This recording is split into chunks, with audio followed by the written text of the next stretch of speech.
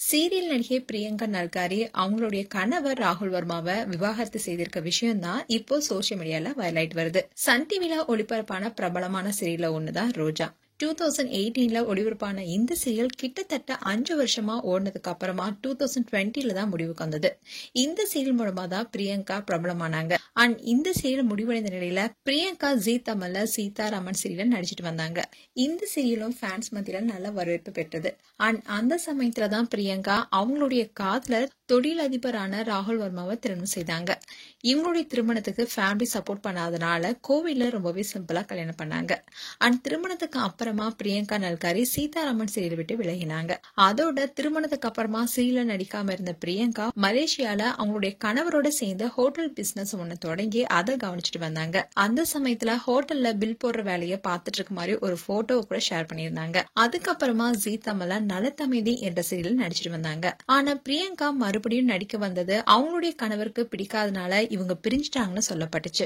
அந்த நியூஸ் கூட வைரலானது. ஆனா அந்த சமயத்துல பிரியங்கா நாங்க 2 பேரும் சேர்ந்து வாழ்ந்துட்டு தான் வரோம்னு கிளாரிபிகேஷன் கொடுத்தாங்க. அண்ட் இது தொடர்ந்து நலத்தமைதி சீரியலும் முடிவுக்கு வந்தது. அதுக்கப்புறமா ரோஜா 2 சீரியல்ல இப்போ நடிச்சிட்டு வராங்க. இந்நிலையில பிரியங்கா அவங்க ஹஸ்பண்ட் கூட எடுத்த போட்டோஸ் அண்ட் வீடியோஸை இன்ஸ்டா பேஜ்ல இருந்து டெலிட் பண்ணிருக்காங்க. அதே மாதிரி அவங்களுடைய கல்யாண போட்டோ கூட ரிமூவ் பண்ணிட்டாங்க. அதோட ரீசெண்டா கூட பிரியங்கா பர்த்டே செலிப்ரேட் பண்ணாங்க.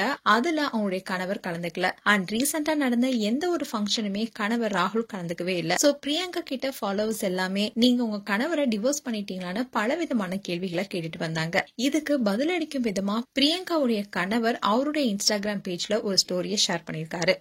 அதுல அவர் என்ன சொல்லிருக்காருன்னா, நானும் நடிகை பிரியங்காவும் இப்போ ஒன்னா இல்ல. அவங்க ஆகஸ்ட் மாதத்துல இருந்தே என் கூட இல்ல.